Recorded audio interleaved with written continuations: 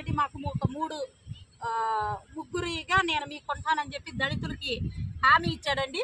అందులో మొదటిది దళితుల బిడ్డగా ఉంటానని చెప్పాడు. 2019 తర్వాత అధికారం రాగానే దళితుల బిడ్డగా, అధికార మతంతో దళితుల బిడ్డగా చచ్చిపోయి రెడ్డిగా బ్రతికాడు. అలాగే దళితుల అన్నదమ్ముడిగా ఉంటానని చెప్పి ఆడబిడ్డలకి చెప్పాడండి. 2019లో దళిత ఆడబిడ్డల అన్నదమ్ముడిగా చచ్చి ఒక రెడ్డిగా బ్రతికాడండి.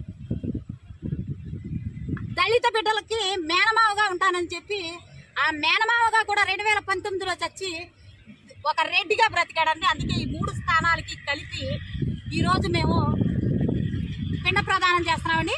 మామూలుగా అయితే అందరూ పిండ ప్రదానం అన్నంతోనే అలా చేస్తారు, పూలమాల వేస్తారు ఎవరైనా చనిపోతే మనకు సంబంధించిన వాళ్ళు.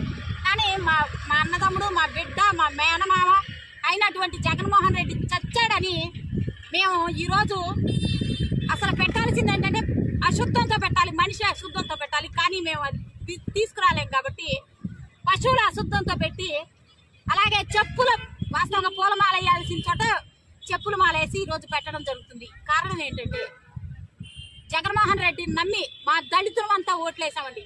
మా కుటుంబ సభ్యుడు, మా అన్నదమ్ముడు, మా బిడ్డలకు మేనమా అవుతాడని నమ్మి ఓట్లేస్తే ఈరోజు అధికారంలోకి వచ్చిన దగ్గర నుంచి రెడ్డికి దళితులకి పోరాటం జరుగుతుందండి.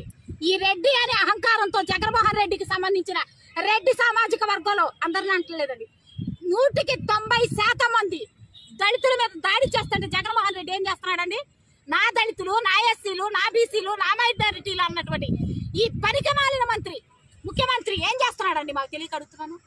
ఈ రోజు నడి వీధిలో కంచికచర్లలో 4 రెడ్లు కలిసి ఒక దళిత కుర్రాన్ని వీధిలో నిలబెట్టి ఉచ్చపోస్తుంటే ఏం చేశాడండి మాకు తెలియక అడుగుతున్నాను, చెప్పండి. కాస్తైనా సిగ్గుందా జగన్మోహన్ రెడ్డి? ఇప్పటికి ఎన్ని సంఘటనలు, దాదాపు 6,000 పైచిరుకు దాడులు జరిగినాయి. ఎక్కడైనా ఏ రోజైనా ఒక ముఖ్యమంత్రిగా వాటిని ఖండించాడా? దళితుల మీద వేల కొలది దాడులు జరిగినాయి, అత్యాచారాలు జరిగినాయి, శిరోమండనాలు జరిగినాయి. దేనికి స్పందించాడండి జగన్మోహన్ రెడ్డి? మరి ఉన్నట్ట చచ్చినట్ట ఒక ముఖ్యమంత్రిగా ఉండి ముఖ్యమంత్రి స్థానంలో ఉండి ఖండించావా ఏ రోజైనా? వెకిల్ నవ్వులు నవ్వుతావు. ఏమండి మేమేమన్నా బ్రిటిష్ కాలంలో ఉన్నామా? తెల్లోడికి నల్లోడికి గతంలో పోరాటాలు జరిగినాయి బ్రిటిష్ కాలంలో. కనీసం బ్రిటిష్ వాడు కూడా ఏనాడు ఉచ్చపోయలేదండి మా దళితుల మీద కానీ నల్లాడి మీద కానీ ఉచ్చపోయలేదండి. కానీ ఈ రోజు ఒక దళితుల మీద రెడ్డి సామాజిక వర్గానికి చెందిన ముఖ్యమంత్రి అనుచరులు దళితుల మీద ఉచ్చపోస్తున్నారండి. తాగడానికి మంచినీళ్ళు అడిగితే ఉచ్చపోస్తున్నారు. ఇది ఎక్కడ రాజ్యం? ఇప్పుడు దళితులను రెడ్లకి పోరాటం జరుగుతుందా? మా దళితుల స్వాతంత్రం కోసం ఇప్పుడు పోరాడాలా మేము? మా దళితులు అడుగుతున్నాం. అప్పుడు ఆంగ్లేయులతో పోరాడినట్టు దళితులంతా కలిసి రెడ్డి సామాజిక వర్గంతో పోరాడాలా, జగన్మోహన్ రెడ్డితో పోరాడాలా? మాకు తెలియక అడుగుతున్నాం. జగన్మోహన్ రెడ్డి కాస్తైనా సిగ్గు లేకుండా నువ్వు ఈ రోజు మా దళితులందరి మీద ఉచ్చపోయించి కనీసం వాటి మీద నేను మొత్తం చూసానండి, మీడియా మొత్తం చూసారు. ఇది సంఘటన జరిగిన దగ్గర నుంచి ఎక్కడైనా ఖండిస్తాడేమోనని కనీసం చిన్న స్పందన లేదండి. ఎంతసేపు తెలుగుదేశం మీద పడి ఆడవడమే.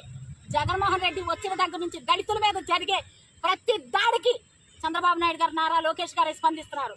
మేము తప్పు చేశాం. నిజంగా చంద్రబాబు నాయుడు గారి హయాంలో ఏ రోజు ఇలాంటి దాడులు జరగలేదండి. ఏ రోజు దళితులకు శిరోమండనాలు జరగల. ఏ నాడు కూడా ఎప్పుడు జరగనటువంటి దాడులు, భయంకరమైన మూత్ర విసర్జన ఏంటండి? దళితుల నోట్లో మూత్ర విసర్జన పెడతాడా?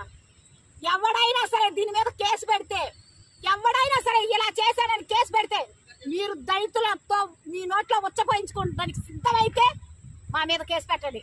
మా కడుపు మండుతుంది, మాకు అవమానాలు కలుగుతున్నాయి. అందుకు మేము ఈ రోజున ఈ పిండ ప్రదానం చేస్తున్నాం. లేదు ఇది తప్పని మీకు అనిపించి నా మీద కేసు పెట్టే కనుక మా దళితులందరూ మీ నోట్లో ఉచ్చపోయడానికి సిద్ధంగా ఉంటారని తెలియజేస్తూ సెలవు తీసుకుంటాం. ఈ 3 పిండ ప్రదానాలు కూడా ఈరోజు తీసుకెళ్లి వదిలేస్తున్నామండి. మా జగన్మోహన్ రెడ్డి మాకు దళిత అన్నదమ్ముడుగా చచ్చిపోయాడని చెప్పి